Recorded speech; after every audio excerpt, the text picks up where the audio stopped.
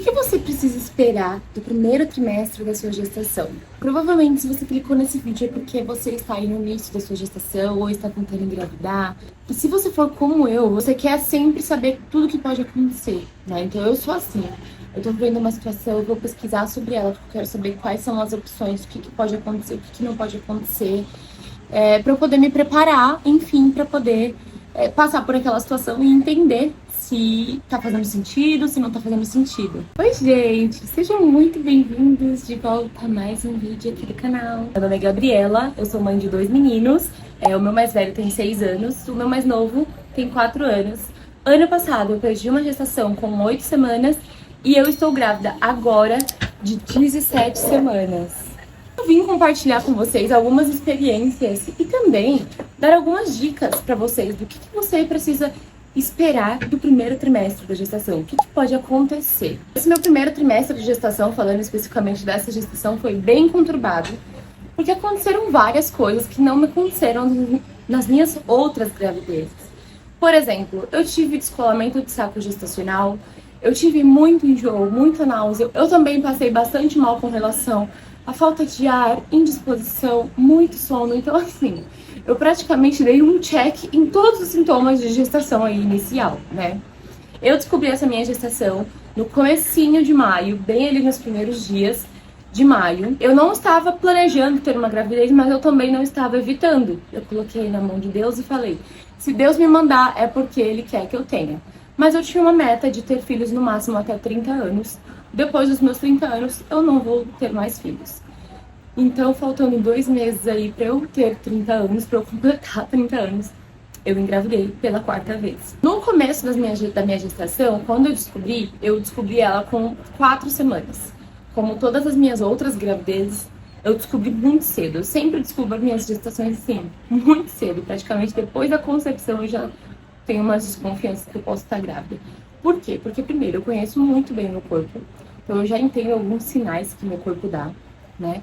A secreção que sai diferente, um corrimento diferenciado. Eu sei exatamente as datas da minha ovulação, tanto pelos meus sintomas, quanto pelo aplicativo que eu uso, que eu vou deixar aqui pra vocês as referências de tudo que eu for falando. Eu acompanho aí a minha menstruação, meu período fértil, minha ovulação, toda através desses aplicativos e batem muito com os sintomas que eu tô sentindo, né? Então, alguns sintomas de ovulação, por exemplo, é um corrimento com maior quantidade, com uma cara um pouco mais mucosa, parecendo ali uma clara de ovo. Então, quando eu tenho esse corrimento, eu já sei que eu tô ali ovulando. Bem no dia que eu ovulei, eu tive uma relação desprotegida. Então, ali eu já sabia, poxa vida, eu posso muito engravidar. Por quê? Porque eu sou uma pessoa que é muito fértil. Eu engravido fácil, né? Eu sei que muitas mulheres gostariam muito de ser assim. Existem mulheres que tentam engravidar por muito tempo. E eu engravido muito fácil. Então, assim, quando eu vi que eu tive uma relação, eu tava com aquele sintoma de ovulação, e aí eu olhei no meu aplicativo e era exatamente o dia que eu ia ovular, eu falei, a probabilidade de estar grávida já é grande. E a partir desse dia eu já comecei a observar sinais no meu corpo. Então, o corpo um pouco mais inchado, levemente cansado, oscilação de humor, essas foram os meus primeiros sintomas ali antes do positivo. Quando veio o positivo, com 4 semanas, eu não estava sentindo absolutamente nada, além desses sintomas que podem ser uma TPM ou podem ser, de fato, uma gravidez, né? Então, eu continuava normal, gente. Eu pensava, gente, será que eu não vou ter sintoma nenhum? E aí, quando eu descobri o meu positivo, no dia seguinte, eu já fui fazer o beta-HCG. O primeiro exame que você tem que fazer depois do seu teste de farmácia positivo, vai fazer um beta-HCG. E eu vou te contar por quê daqui a pouco. Então, eu fiz o meu beta-HCG e também marquei uma consulta de pré-natal com a minha ginecologista. Eu acho que a primeira coisa que você tem que fazer, quando você recebe o seu positivo, né, dependendo de como você vai reagir, tem gente que fica muito feliz, tem gente que fica mais desesperada, tem gente que não estava esperando, tem gente que a princípio rejeita. Dependendo de como você for reagir, primeira coisa, faz um beta e marca a sua consulta de pré-natal. A minha primeira consulta de pré-natal foi quando eu tava com 5 semanas de gestação.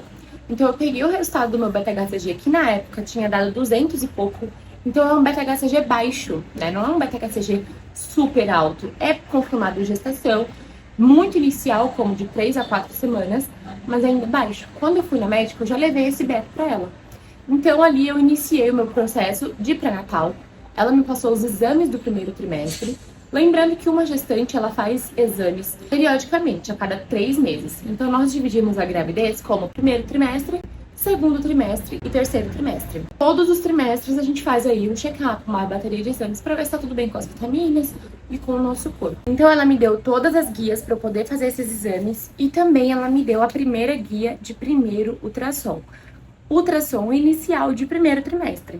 Lembra no comecinho do vídeo que eu falei pra você que o principal dos exames aí pra você acompanhar a sua gestação inicial, eu sei que quando a gente tá no começo da gestação a gente tá muito ansiosa, a gente não sabe se vai evoluir, a gente quer toda hora saber se tá bem, mas é muito ruim porque não tem nada, a gente não pode fazer um ultrassom, a gente não pode escutar o coração do bebê, então a gente nunca sabe se tá 100% bem, né? Então o beta, ele vai te ajudar a esclarecer melhor essas suas dúvidas. Então, o meu beta-HCG tinha dado 200 e pouco. A meta do beta-HCG é de dobrar a cada pelo menos 3 dias. Então, 3 dias depois que eu fiz esse beta-HCG, eu fiz um outro beta-HCG. E aí já estava 1000 e pouco. Eu mandei pra minha médica e ela falou, isso é sinal de que a gravidez realmente está evoluindo. Faz outro daqui 4 dias. E aí eu fiz outro dali 4 dias e já tinha dado 3000 e pouco. E depois eu fiz um outro porque eu descobri a gestação muito rápido. Então assim, até eu completar 6, 7 semanas eu tinha feito 4 beta-HCG. Praticamente 1 por semana ou 2 por semana praticamente, pra eu poder acompanhar. E realmente o nível do meu beta-HCG estava sempre dobrando. Quando não dobrava, chegava muito perto de dobrar. Então às vezes eu ficava desesperada, porque pra mim tinha que dobrar, tinha que triplicar. E não, cada organismo é de um jeito e ele vai reagir de uma forma diferente, mas o importante é sempre aumentar consideravelmente seu beta a cada pelo menos 48 horas. Então, com os meus betas na mão, sabendo que a minha gestação estava evoluindo, quando eu estava com 8 semanas, eu comecei a sentir sintomas de gravidez reais. Então, até 8 semanas eu falei assim, que da hora, não tô sentindo nada, e que seja assim até os 9 meses de gestação. Só que quando eu estava com 8 semanas, começaram muitos enjoos. Mas assim, eram enjoos tão fortes, que eu tinha dias que eu não conseguia levantar da cama. E eu tenho dois filhos pequenos que precisam de mim 24 horas. Então era pra mim muito difícil ter que fazer todas as coisas, as demandas da minha casa, da minha família, da minha rotina, estando grávida inicialmente. Gente, foi muito difícil.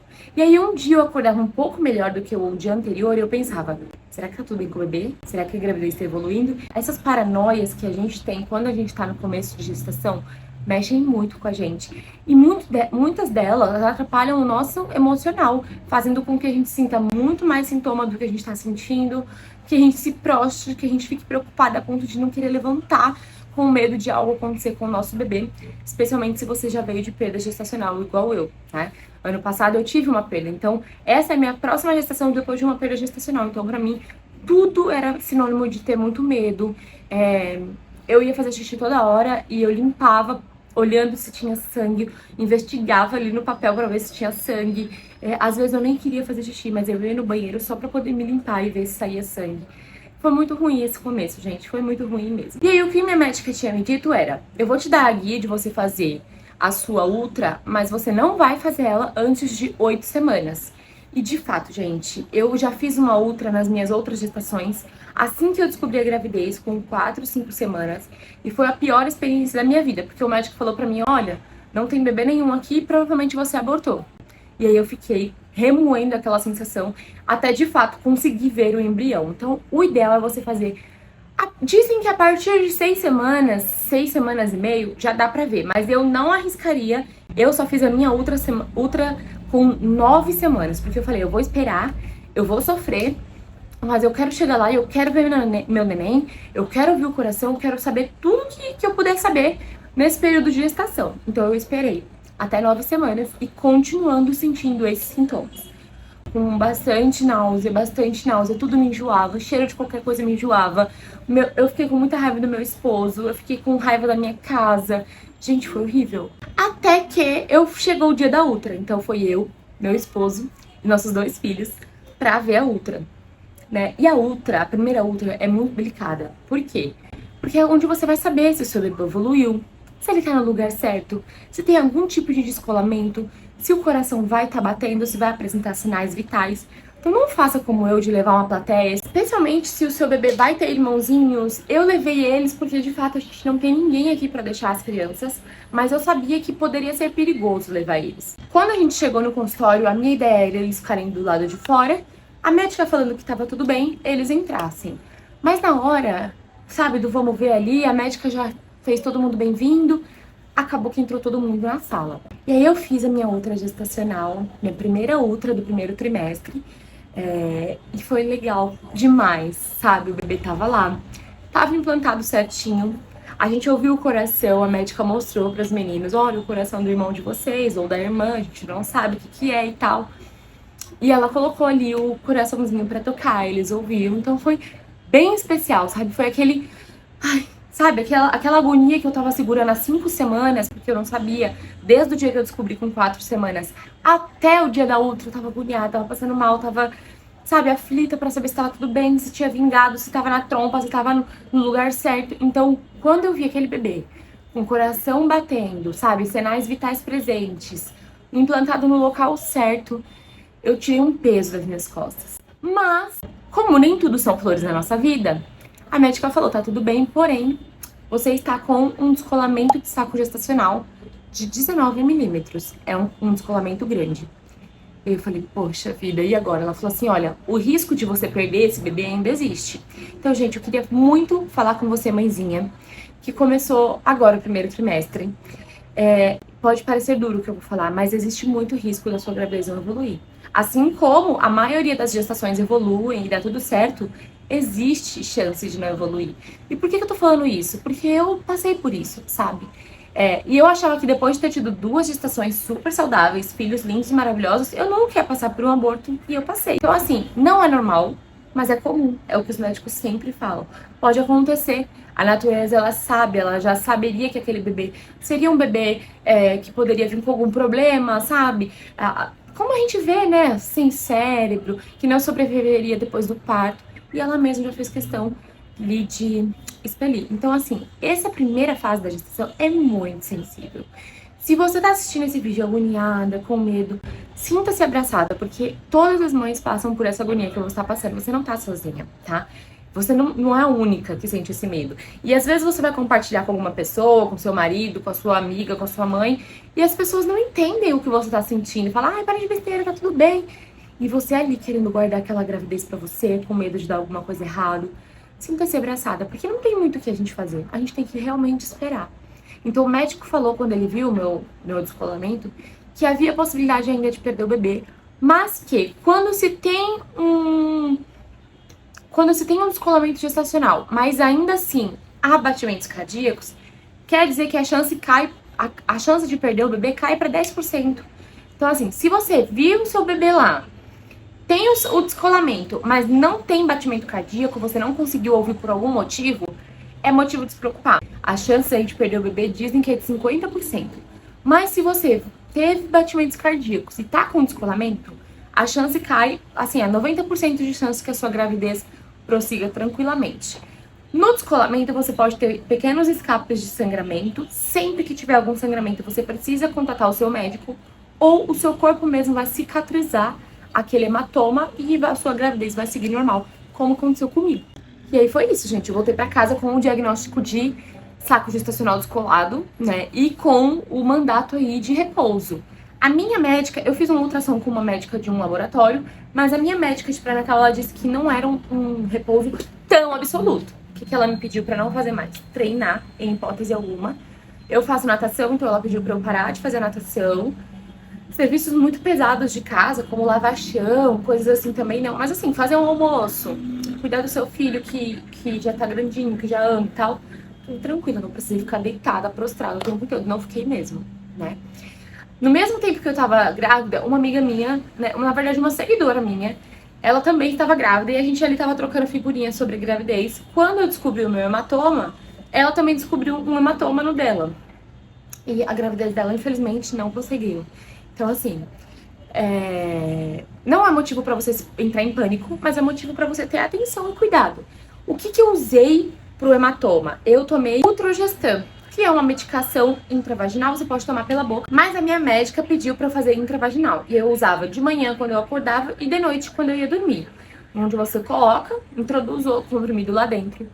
E é horrível, porque o comprimido vira tipo uma pomada que fica ali e você fica suja o dia inteiro com aquela pomada saindo. E aí quando passam os seus dias, começa a ver aquela... começa a acumular, sabe, pomadas de outros dias e aí fica bem ruim mesmo. E aí, gente, o que acontece? A minha médica pediu pra eu repetir o exame com 10 dias. Então eu tinha feito aquele exame com quase 9 semanas.